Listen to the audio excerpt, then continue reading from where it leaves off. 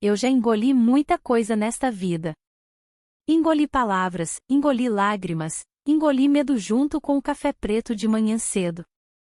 Mas tem um segredo que nunca desceu. Ficou parado aqui, entre a garganta e o peito, feito farpa de mandacaru. Hoje eu estou velha, meu corpo anda devagar, minha memória tropeça, mas esse pedaço ainda está cravado. Se eu não disser agora, ele me leva junto. Meu nome é Nair Soares de Almeida, mas quase todo mundo, desde o tempo em que eu tinha tranças mal presas, me chamava de Dona Nair ou Vó Nair. Nasci no Agreste de Alagoas, num povoado pequeno, daqueles que nem aparecem no mapa direito, entre Santana do Ipanema e Dois Riachos.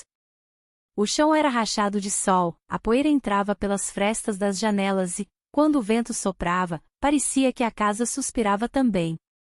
Eu cresci ouvindo galos, vendo roupa secar no varal, sentindo o cheiro de sabão de cocô no corredor e de cuscuz no vapor logo cedo.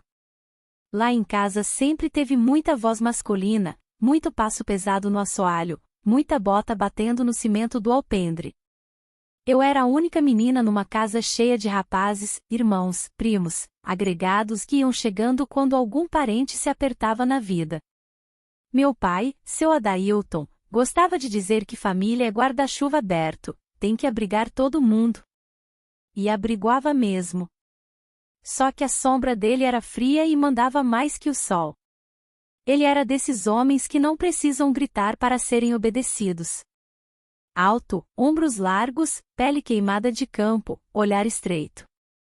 Falava baixo e a casa inteira se ajeitava. Acordava o povo com sino na marquise às 5 em ponto. Naquele compasso, tudo tinha hora marcada, o fogo acender, o feijão engrossar, o curral abrir, a palma do boi ser cortada. Até o riso tinha medida.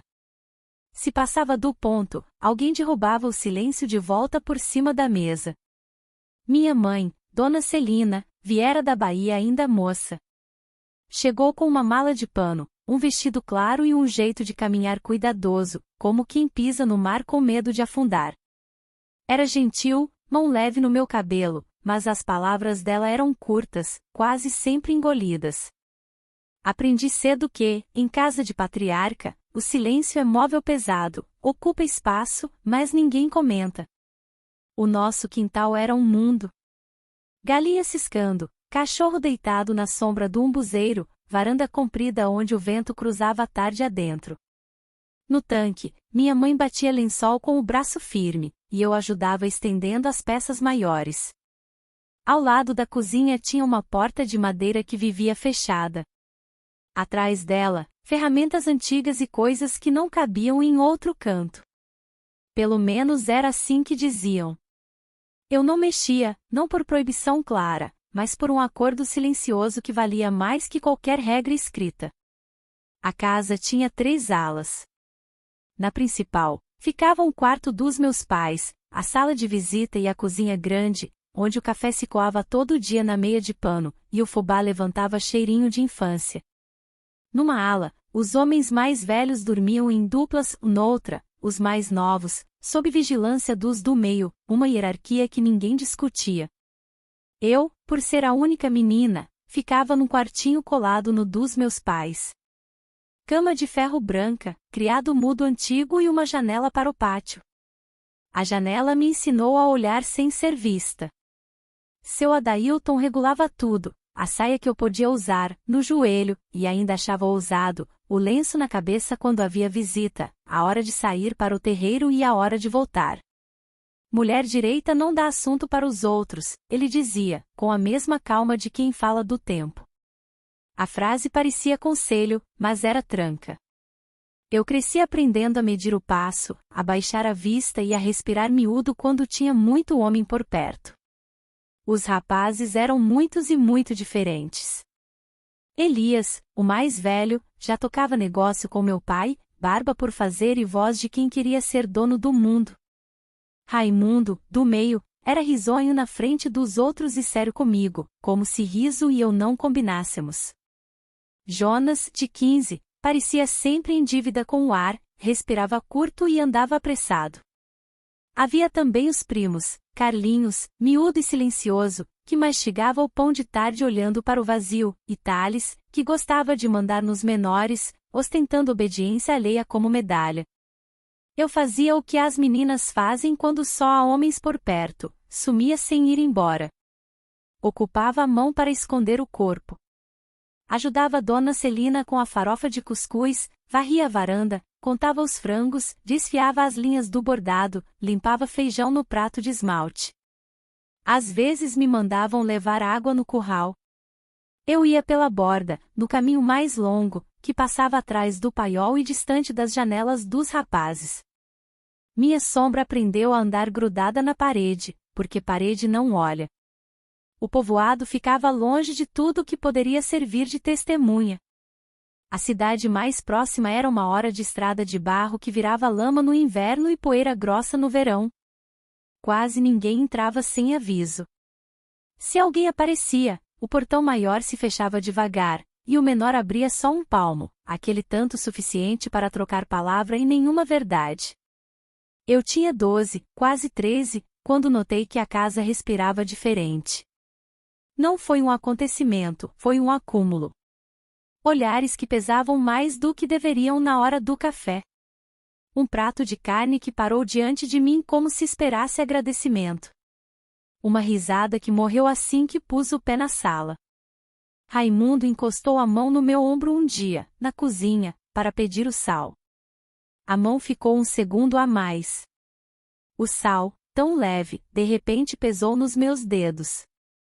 Eu me afastei, ele não pediu desculpa. Não havia o que desculpar, diriam. Foi só mão, só ombro. Essas coisas que não são nada costumam ser o começo de quase tudo. Numa terça-feira de agosto, meu pai resolveu as coisas do gado cedo e passou o resto do dia contando paciência. Quando ele fica calado demais, a casa entra em compasso de espera. À noite, no jantar, o garfo dele bateu no prato 2 vezes, como se chamasse um pensamento. Depois, disse apenas: "Sexta eu vou à cidade, volto tarde." Ninguém respondeu. Elias assentiu com o queixo. Dona Celina recolheu as tigelas com mais cuidado do que o normal. Eu engoli seco. Não que eu entendesse o que estava para acontecer. Menina entende mais pelo ar do que pela palavra. E naquele ar havia qualquer coisa que lembrava roupa molhada esquecida no varal na véspera de chuva, cheiro de mofo que a gente só sente quando está muito perto. No outro dia, eu fui ao galinheiro recolher os ovos. O sol ainda estava segurando a manhã e o chão, frio. Carlinhos apareceu na porta, sem pisar para dentro. Ficou ali, um pé para frente, outro para trás, os 2 braços ao longo do corpo, como quem tenta parecer menor do que é. Disse apenas: "Vó Nair." Ele me chamava assim desde pequeno, sei lá por quê, a senhora. Cuidado com o corredor do fundo quando o sol cair. Eu fiquei dura, o ovo quase escorregou da mão. Por quê? Saiu de mim sem força. Ele baixou os olhos. Porque o corredor é estreito. Virou as costas e foi embora. Dona Celina me pediu para peneirar a goma da tapioca. O pó levantou, cobriu meus dedos, assentou no braço. Quando ela achou que eu não estava olhando, empurrou a porta de madeira ao lado da cozinha e checou o trinco. Só um gesto. Mas o gesto dizia mais do que qualquer conversa. Eu perguntei, com cuidado: "Mãe, por que essa porta tem que ficar sempre fechada?" Ela parou. A colher de pau ficou suspensa no ar porque atrás dela tem coisa que não é para cair no chão. E foi só. Resposta que não explica, mas encerra. Na quinta, seu Adailton saiu cedo para ver um comprador. Voltou no começo da tarde com uma caixa pequena embrulhada em jornal, um rádio de pilha. Disse que era para ouvir as notícias da capital. Os homens se ajuntaram em volta, Elias girou o botão com reverência, como quem abre igreja. O chiado encheu a sala, e alguém riu. Eu, da porta, só pensava no corredor estreito e no jeito que a casa estava prendendo o fôlego. A noite veio pesando. O vento passou pelo alpendre e fez a lamparina mexer a chama de leve. Raimundo cruzou por mim no corredor e não encostou. Só olhou. Aquele olhar que parece medir o espaço, como se o corpo fosse lugar que se atravessa. Deitei sem sono. A madeira do telhado fazia barulhos miúdos, e cada estalo era um passo que eu não queria ouvir. Na sexta, minha mãe me acordou antes do sino. O céu ainda não tinha cor. Levanta, Nair, temos muito serviço hoje. Fui para a cozinha. A lenha pegou fácil, a água ferveu, o café subiu. Bebi de uma golada, queimando a língua para acordar por dentro. Ao lado, Dona Celina passava pano na mesa com movimentos de quem prefere limpar o que sente a dizer o que sabe. Seu Adailton se despediu sem pressa. Passou o chapéu, conferiu o rádio na prateleira, entregou 2 ordens para Elias e uma para Raimundo. Me olhou de leve, como quem confere se a janela está fechada. Depois, o barulho do jipe foi diminuindo na estrada de barro até virar silêncio. A casa, então, mudou de peso. Não foi barulho, foi peso. Elias bateu a porta da ala leste com segurança de dono. Raimundo caminhou pela varanda e parou na esquina do corredor do fundo. Carlinhos não apareceu para o almoço. Dona Celina colocou o prato na mesa e não me chamou pelo nome. Disse apenas, come.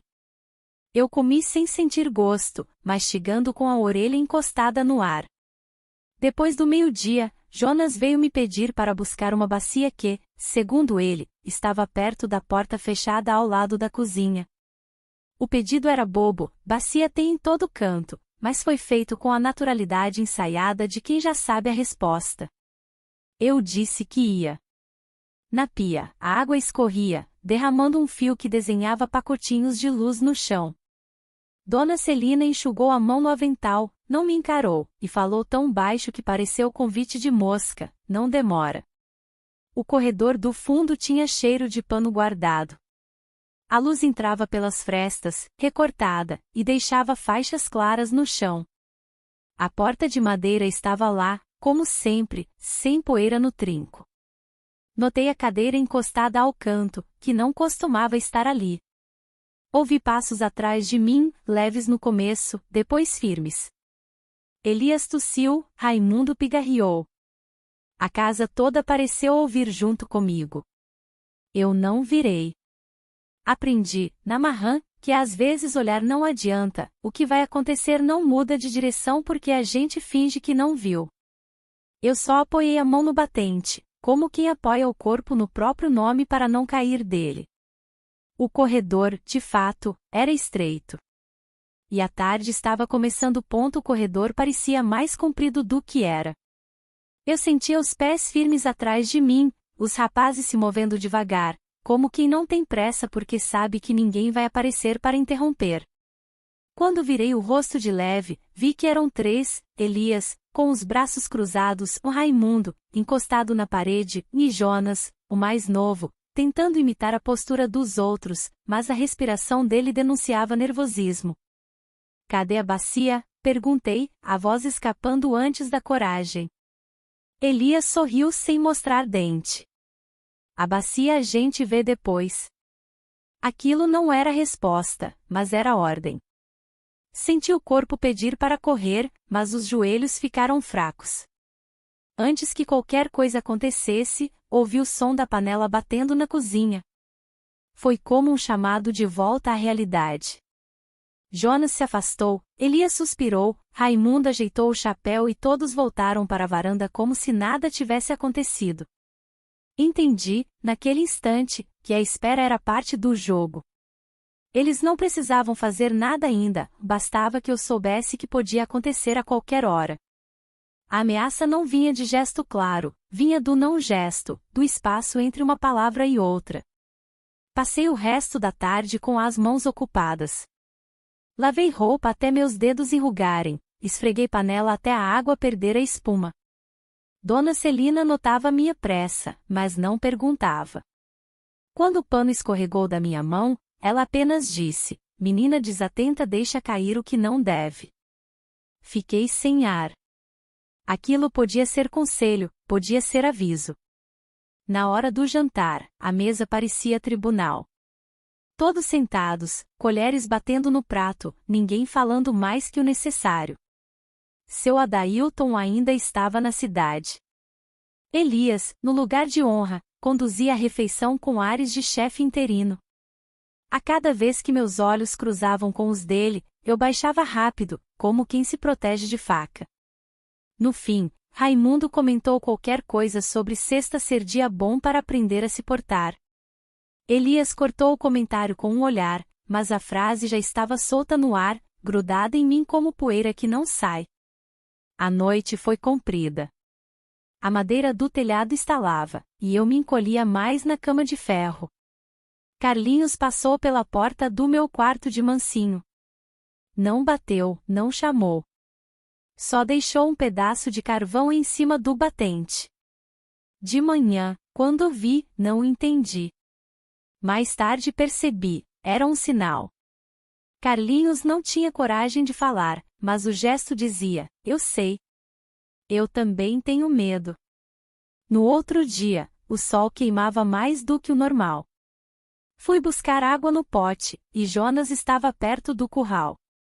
Ele desviou o olhar, rápido demais para parecer natural. Aquilo me deu uma estranha sensação. Entre todos, havia quem obedecia por convicção e quem obedecia por medo. Mas medo de quê? Do pai? Dos irmãos? Ou do silêncio que reinava naquela casa? O tempo correu até chegar de novo a sexta. Seu Adailton anunciou que ia à feira grande em Santana do Ipanema. Disse que voltaria tarde, e que os rapazes cuidassem da ordem. Palavras que escorreram como sentença. Ninguém discutiu. Depois que ele saiu, senti o ar mudar de novo. Era sempre assim, o motor do jipe se afastava e a casa se transformava. Não era festa, não era bagunça. Era uma espécie de organização silenciosa, cada um sabendo o que devia fazer sem precisar falar. Dona Celina encheu a mesa de pratos e copos, mas não tocou em comida. Lavava as mãos o tempo todo, como quem tenta se limpar de coisa que não encostou. Quando me aproximei, ela murmurou, fica perto de mim hoje.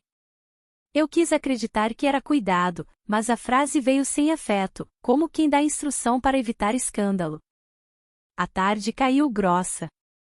No quintal, as galinhas sumiram cedo para o poleiro, como se também sentissem o peso do que estava por vir. Eu fingi arrumar a roupa no varal, mas meus olhos estavam no corredor. Elias passou 2 vezes, devagar, como se medisse o espaço. Raimundo afiava uma faca na pedra, sem necessidade nenhuma, só para fazer barulho. Quando a lamparina acendeu, meu coração acelerou. Jonas veio até mim com um bilhete rabiscado em papel de pão. Não vai ao corredor. Diz que está doente. Ele entregou e foi embora sem olhar para trás. O papel tremia na minha mão. Eu não sabia se era aviso verdadeiro ou se era mais uma armadilha. Naquela sexta, descobri que a pior prisão não tem grades nem cadeado. É feita de silêncio combinado, aquele que envolve todos, que ninguém rompe, e que transforma a própria casa em território estrangeiro. Eu tinha apenas 13 anos, mas entendi que, a partir dali, cada passo seria medido, cada olhar teria peso, e cada sexta-feira marcaria meu corpo e minha memória de um jeito que nunca mais se apagaria a ponto na manhã de sexta, o sino não tocou. Foi estranho, porque seu Adailton nunca deixava passar o horário. Quem chamou o povo foi Elias, batendo a colher na mesa grande, como se já fosse ele o dono da casa. Hoje cada um sabe o que tem que fazer, disse, com aquela calma que não era calma, era ameaça vestida de normalidade. Levantei e ajudei Dona Celina na cozinha. Fiz o café, cortei o pão, arrumei a mesa. Mas minhas mãos tremiam tanto que deixei cair uma xícara. O barulho ecoou feito tiro. Elias olhou para mim sem dizer nada. Não precisou. Só o olhar já me fez sentir menor do que aquele caco no chão. Depois do almoço, o jipe do meu pai saiu levantando poeira vermelha. O ronco do motor foi se apagando até virar silêncio. Eu fiquei na varanda com o pano ainda molhado na mão, como se esperasse algum milagre que não veio. Foi nesse instante que percebi: o silêncio não era falta de som, era a presença de algo maior. Na cozinha, Dona Celina amassava a massa do pão com força exagerada. O arado batia contra a madeira da mesa, e ela não me olhava. Eu quis perguntar se podia ficar ao lado dela o resto do dia. Mas a boca não abriu. Às vezes, o medo não cala só a voz, cala também a vontade. O sol descia pesado quando Raimundo entrou no pátio e me chamou. Nair, vem cá um instante. Eu hesitei. O corpo queria recusar, mas as pernas andaram sozinhas. Atravessei a varanda devagar, como quem caminha sobre corda bamba. O corredor do fundo estava escuro, só com um risco de luz entrando pela fresta da janela. Ele segurou a porta e disse, baixo: aqui dentro você precisa aprender umas coisas. Não explicou quais. Nem precisava. O jeito como encostou a mão no batente, fechando a passagem, já dizia o bastante. Atrás dele apareceram Elias e Jonas. Um segurava o ombro do outro, como que ensaia cumplicidade. Elias falou: vai ser rápido. Depois você volta para a cozinha. Eu tentei responder, mas a garganta não deixou. Senti a parede fria nas costas e a respiração deles mais perto do que eu suportava. O corredor parecia se estreitar, como se a casa inteira estivesse me empurrando para dentro daquela porta. De repente, ouvi passos no quintal. Carlinhos surgiu com um balde de água, fingindo não ver nada. Passou por nós sem olhar, mas, ao cruzar comigo, deixou escapar um sussurro. Fica firme. Aquilo não impediu nada, mas foi como se uma mão invisível tivesse me segurado de pé. Eu entendi que não estava completamente sozinha. Eles me empurraram suavemente para dentro do quarto das ferramentas. Não foi violência aberta, foi algo pior, a naturalidade de quem acredita que está apenas cumprindo um papel. A porta fechou atrás de mim com estalo seco. No escuro, vi a cadeira encostada no canto, o colchão velho no chão, a cortina improvisada na janela. Tudo preparado.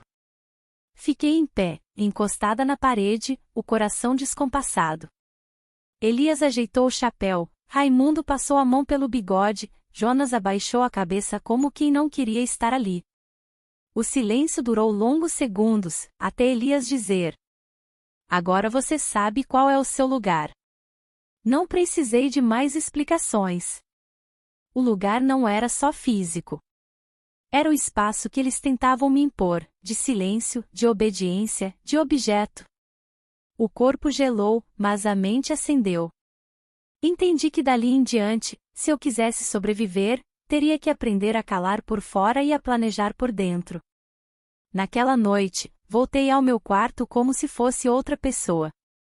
Olhei no espelho pequeno da cômoda e não reconheci os olhos que me encaravam. Eram olhos que tinham visto demais, que tinham entendido que até a casa, com suas paredes de cal branca e sua varanda larga, podia se tornar inimiga. Deitei sem chorar. O choro exige esperança, e a esperança estava escondida em algum canto que eu não sabia mais encontrar. Tudo o que me restava era a certeza de que cada sexta-feira viraria sentença. E a próxima já estava marcada a ponto depois daquela tarde. A casa não mudou de lugar, mas mudou de pele.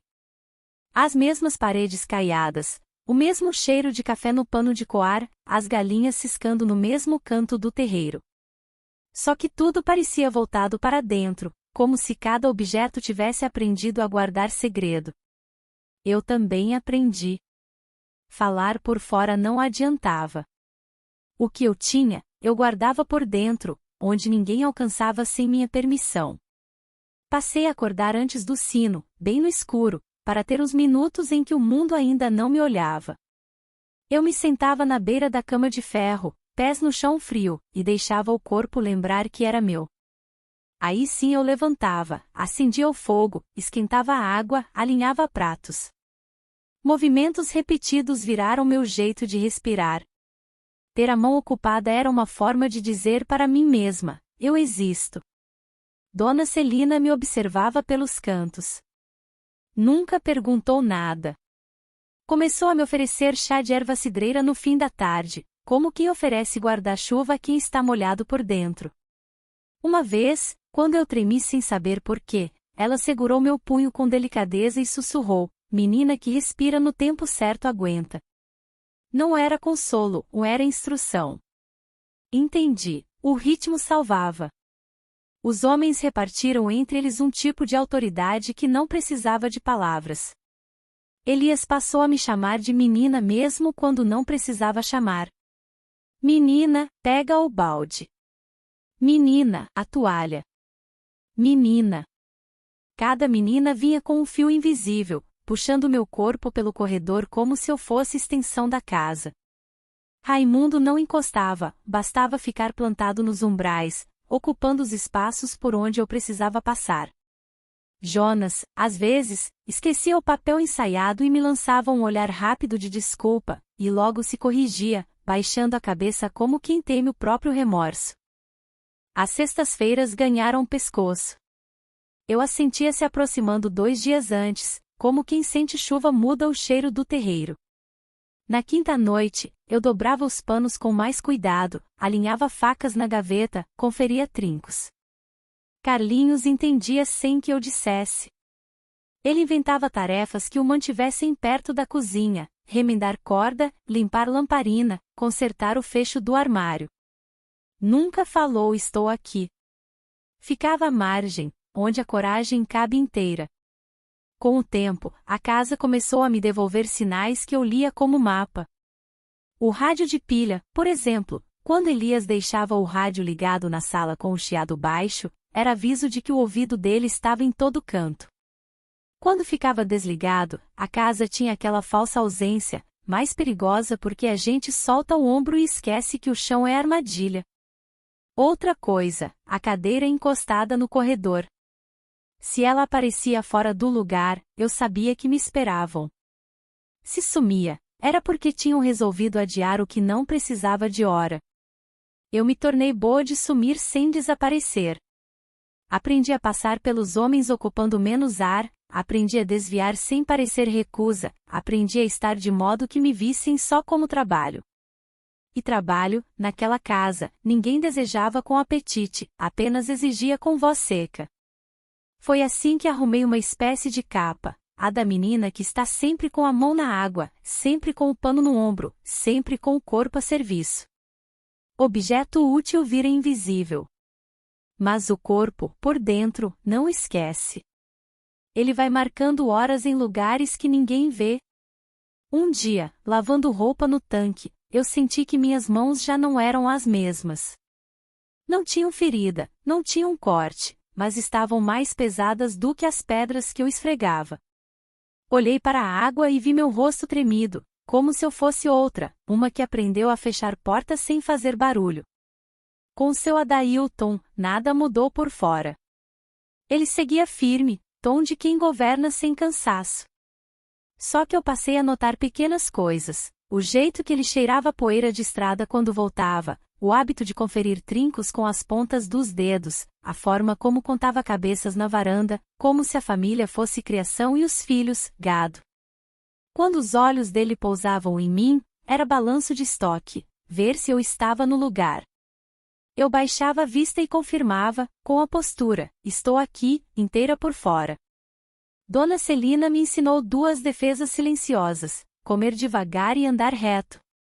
Quem mastiga apressado engole o que não deve, dizia, mexendo a panela sem precisar olhar para mim.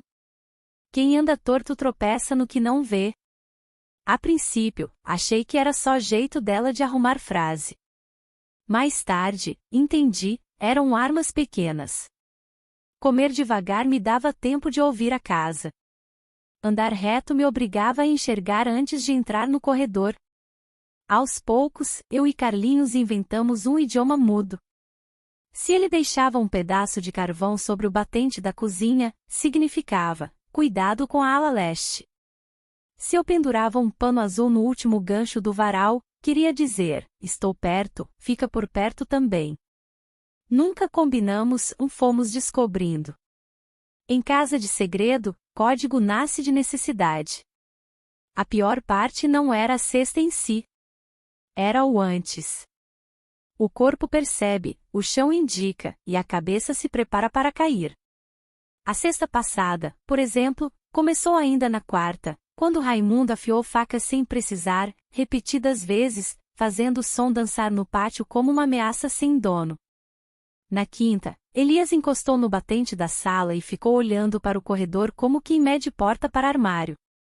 Na madrugada, Jonas passou rápido com um balde e derramou um pouco de água na soleira, a mão tremia. Eu estava cansada de tremer. Entendi que, se não podia escolher o tempo, podia escolher o ritmo. Criei para mim obrigações novas. Depois do almoço, eu tomava banho de bacia com capim santo, passava óleo de andiroba nos braços, prendia o cabelo do mesmo jeito, colocava a mesma saia de algodão grosso. O corpo, reconhecendo a repetição, voltava para mim um pouco, nem que fosse por meia hora. Era isso ou me perder nos cantos. Na cozinha, vigiando o forno, Dona Celina finalmente quebrou uma casca. Nair, se precisar, tranca por dentro antes de acender a lamparina. Eu mirei o rosto dela e, feito milagre, vi medo. Não de mim, por mim. Ela não disse por quê. Não disse quando. Só me entregou uma chave pequenininha, dessas de armário, escondida no fundo da gaveta dos talheres. Abre e fecha devagar, completou, sem sentido nenhum para quem ouvisse de fora. Para mim, era mapa. Na sexta, seu Adailton saiu mais tarde do que o comum. Falou que voltava depois da novena. A poeira do jipe subiu e demorou a se desfazer. Elias girou o botão do rádio e deixou um chiado de fundo, como reza torta. Raimundo passou calmamente pela varanda e encostou de leve a cadeira no corredor do fundo. Eu vi e fingi que não vi. Carlinhos mergulhou no paiol com um pretexto qualquer. Jonas me trouxe uma caneleira pedindo agulha, sem conseguir sustentar o pedido até o fim. Foi quando eu percebi uma coisa que me salvou do desespero. Nem todos sabiam o que fazer quando a hora chegava. Alguns precisavam do script, outros faltavam na coragem. Onde existe script, existe falha. Eu respirei nesse pensamento como quem abre fresta para a luz. Entrei no meu quarto, fechei a porta por dentro, como Dona Celina tinha dito, e sentei no chão. O coração batia alto, mas eu obriguei a respiração a seguir a água da bacia. Entra, sai. Puxei a chave pequena do bolso. Testei no trinco de madeira. Funcionou. Devagar, como quem ensaia fuga que não tem ainda, eu anotei com o corpo, 2 giros e o mundo fica do lado de fora. Do lado de lá, os passos começaram. Elias falando perto demais, Raimundo inventando motivo, Jonas respondendo curto. A cadeira arrastou um dedo. O rádio chiou. A casa se inclinou para aquele corredor, toda ela. E eu, do lado de dentro, segurei minha parte de mim com as 2 mãos. Naquela noite, não houve cena que eu precise contar. Houve uma decisão: se não posso deter a maré, eu aprendo a nadar com faca nos dentes. Nadar, no meu caso, era preparar caminho. Faca, era meu silêncio cheio de sentido. Quando o jipe voltou, tarde, o motor do seu Adailton trouxe consigo um alívio que doía. Fui para a cozinha arrumar a mesa, e Dona Celina passou por mim bem rente, de propósito.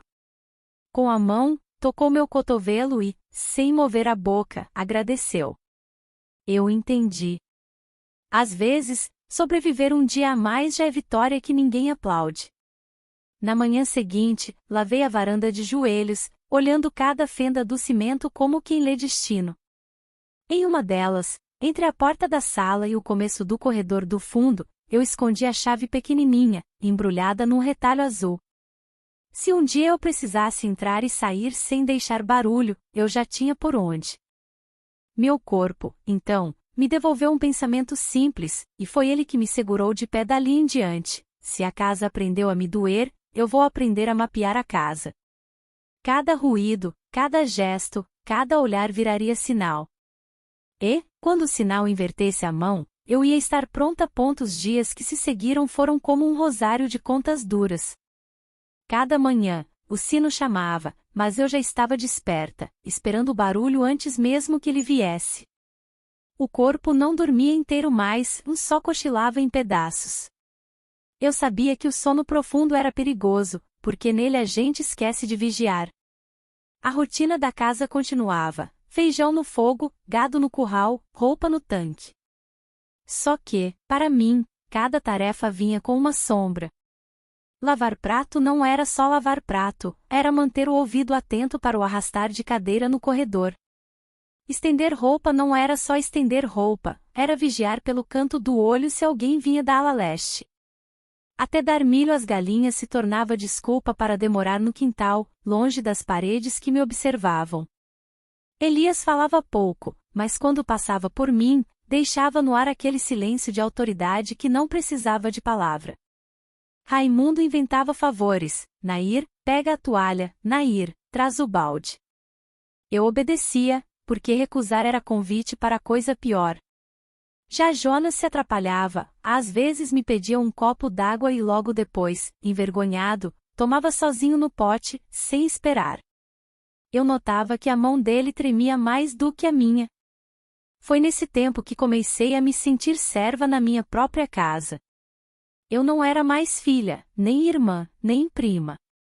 Era a que servia, a que respondia, a que mantinha o silêncio funcionando.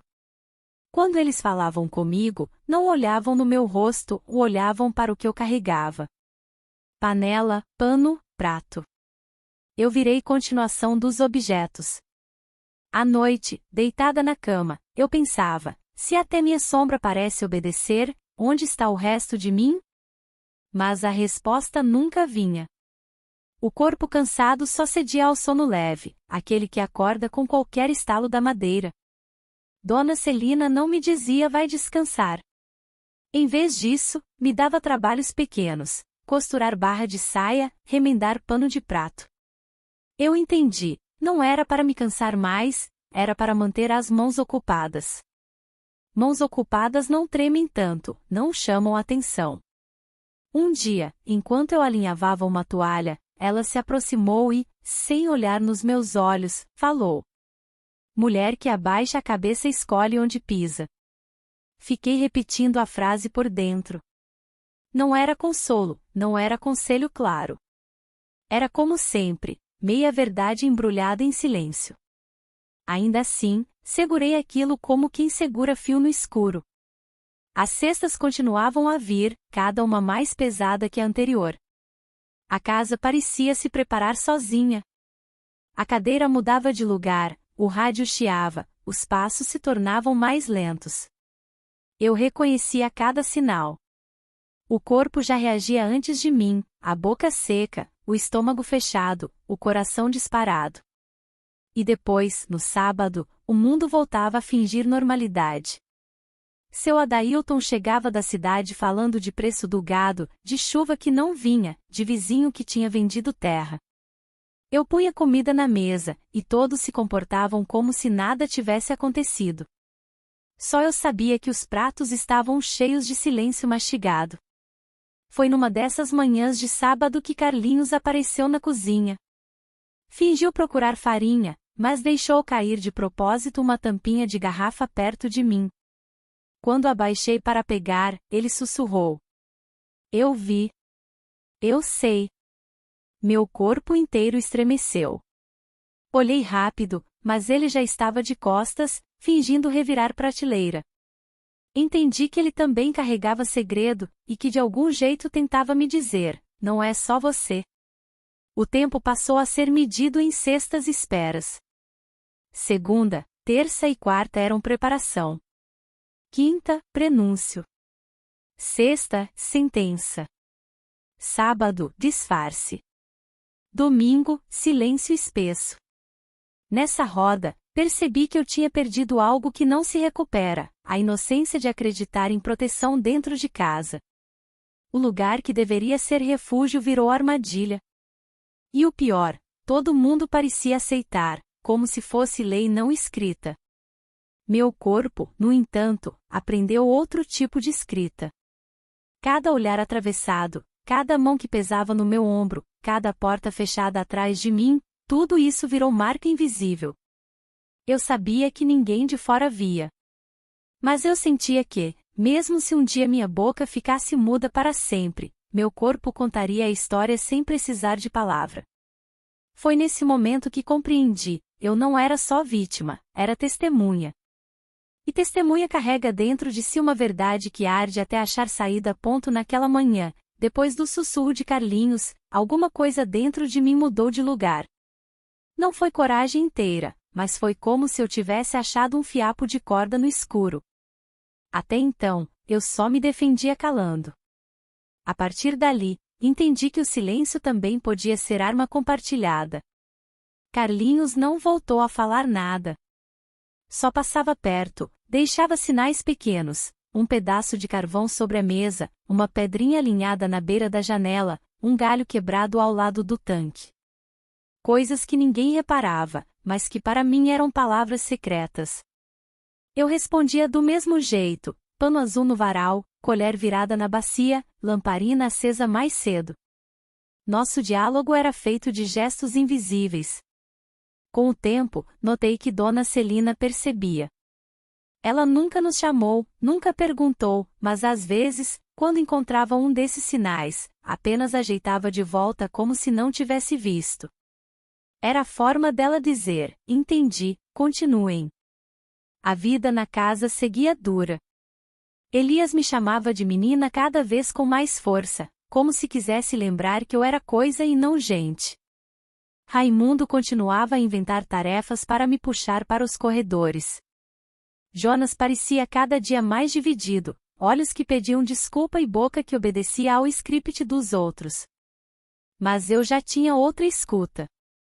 Eu percebia que eles também tinham medo, não do que faziam, mas do que podia escapar. Elias precisava controlar cada detalhe, como quem teme perder o fio. Raimundo se afirmava na autoridade porque, sem ela, talvez não fosse nada. Jonas tremia, e seu tremor era a prova de que o silêncio dele também o engolia. Eu passei a olhar para eles como quem observa ferida, perigosa, mas não invencível. As cestas ainda eram o pior. Mas naquela que veio logo depois, algo diferente aconteceu. Quando percebi o rádio chiando e a cadeira no corredor, meu corpo já se preparava para o ritual. Só que Carlinhos apareceu de repente com um saco de milho, derrubando parte no chão da varanda. Ele fez questão de espalhar os grãos bem devagar, até cobrir o caminho. Elias reclamou: "Você não sabe carregar direito, menino?" Carlinhos baixou a cabeça e respondeu: "Melhor o milho no chão do que a galinha no telhado." Todos riram, como se fosse bobagem de moleque. Mas eu entendi, era aviso. Os grãos espalhados mostravam por onde ele passaria mais tarde, para ficar por perto. À noite, quando ouvi passos pesados, vi pela fresta da porta que os grãos estavam marcados de novo. Ele tinha circulado a varanda, deixando o rastro de proteção. Foi aí que percebi que a sobrevivência não era só aguentar. Era construir aliados no escuro. Eu não estava sozinha. Havia Carlinhos com seus sinais, Dona Celina com sua chave e suas frases cortadas, e até Jonas, com seus olhos que denunciavam arrependimento. Pouco a pouco, a casa que me esmagava começou a me mostrar fissuras. Nessas fissuras, eu comecei a imaginar saída. Não era ainda plano inteiro, mas eram perguntas que me seguravam acordada. E se eu guardasse dinheiro escondido? E se eu tivesse por onde sair à noite? E se eu conseguisse chegar até a estrada? O corpo também aprendeu a resistir de outras formas. Eu já não me entregava ao medo do mesmo jeito.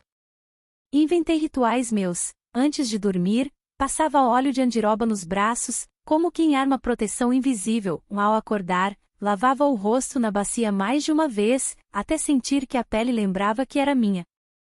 E cada vez que fechava a porta por dentro, testava a chave devagar, repetindo os giros como oração. Certo dia, no tanque, encontrei dentro do bolso de um dos panos velhos uma moeda de 50 centavos. Não era minha. Alguém tinha colocado ali. Eu sabia quem, Carlinhos. Ele não precisava dizer nada. Aquilo era nosso primeiro tijolo de fuga. Com o tempo, entendi que o silêncio que nos sufocava podia ser usado contra eles. Era no silêncio que se escondiam os códigos, os sinais, as alianças. Eles pensavam que o silêncio nos fazia obedientes. Mas, na verdade, estava nos ensinando a falar sem voz. Naquela noite, deitada com o coração ainda batendo rápido, eu formulei a primeira frase inteira dentro da cabeça. Se eles acreditam que sou sombra, um dia vou passar por eles como sombra e sair daqui sem deixar rastro. Foi nesse pensamento que eu adormeci, pela primeira vez sem tremer. A moeda que encontrei no bolso do pano foi como se fosse um pedaço de chão firme em meio ao pântano. Não valia muito em si, mas significava tudo, alguém estava juntando comigo. Durante dias, fiquei escondendo aquele metal entre a sola do sapato e a palha da esteira, como quem guarda segredo no próprio corpo. Carlinhos não comentou nada. Só continuou deixando sinais, uma pedra maior sobre a cerca, um risco de faca na madeira da porta, um botão de camisa no parapeito. Eu entendia cada recado. Ele estava construindo comigo um alfabeto clandestino. Numa tarde, enquanto eu batia roupa no tanque, ele se aproximou fingindo pedir sabão. Baixou a voz quase sem mover os lábios. A estrada é longe, mas não impossível. Foi a primeira vez que ele quebrou o pacto do silêncio com palavras. Meu coração disparou, mas consegui manter as mãos firmes na água. Respondi do mesmo jeito, sem olhar. Estrada é chão aberto. Precisa de coragem e de tempo certo. Ele assentiu, rápido, e se afastou. Mas eu sabia que naquele instante tínhamos passado da fase dos sinais. Agora estávamos na fase dos cálculos. Os dias seguintes foram de observação. Descobri que a chave do galpão, onde guardavam milho e ferramentas, ficava pendurada atrás da porta da cozinha. Dona Celina às vezes tirava, às vezes não. Eu percebi que ela sabia que eu reparava. Uma noite, quando fui buscar água, vi que a chave estava ali de propósito, balançando na sombra do lampião. Não toquei. Aprendi que oportunidade cedo demais vira armadilha. Também comecei a medir o tempo do jipe. Quando seu Adailton saía para a cidade, gastava quase um dia inteiro entre ida e volta. Os homens ficavam dispersos nesses horários, ocupados no curral ou no terreiro. Anotei mentalmente, se houvesse chance, seria num desses dias. A cada sexta-feira, o peso continuava. O corredor, o quarto das ferramentas, os olhares que me reduziam a nada. Mas, dentro de mim, alguma coisa se erguia diferente. Não era resistência aberta, era uma espécie de vigilância fria, como quem arquiva cada detalhe para usar mais tarde. Eu deixava que eles pensassem que eu era sombra. Mal sabiam que eu já estava desenhando o caminho na escuridão. Jonas, o mais novo, começou a me evitar. Quando precisava me chamar, falava de longe. Um dia, ao me entregar um pano, deixou escapar. Eu não quero, mas interrompeu a frase e saiu. Aquilo bastou. Ele também era fissura. Talvez nunca tivesse coragem de agir, mas sua fraqueza era prova de que a parede não era inteira. Na cozinha, certa vez, Dona Celina se aproximou devagar e disse, como quem comenta a receita. Quem junta pouco todo dia enche a lata sem ninguém notar. Fiquei gelada. Não era sobre milho nem sobre feijão. Era sobre moedas, sobre escapes, sobre pequenas preparações. Percebi que ela sabia mais do que mostrava, e talvez sua conivência fosse também forma de proteção. Com Carlinhos, começamos a testar saídas. Ele fingia soltar as cabras mais cedo, eu fingia ir atrás para recolher roupa do varal. No caminho, encontrávamos buracos na cerca, árvores com galhos baixos, trilhas quase apagadas pelo mato. Tudo virava mapa.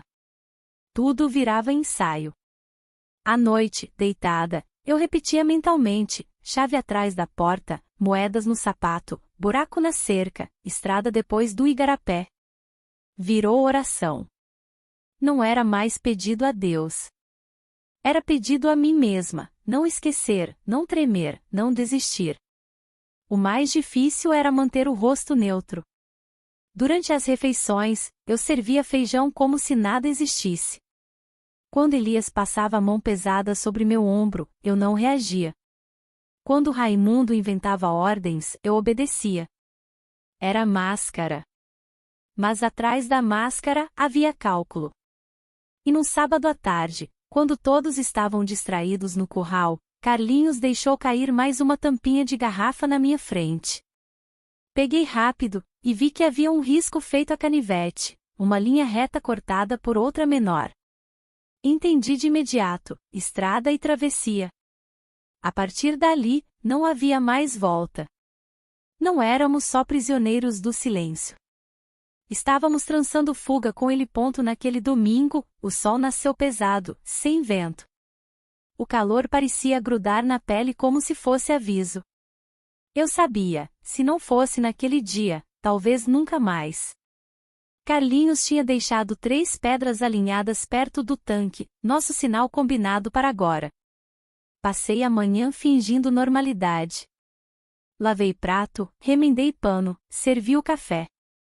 Elias saiu cedo para olhar o curral, Raimundo foi atrás dele, e Jonas ficou circulando pela varanda como cão sem dono.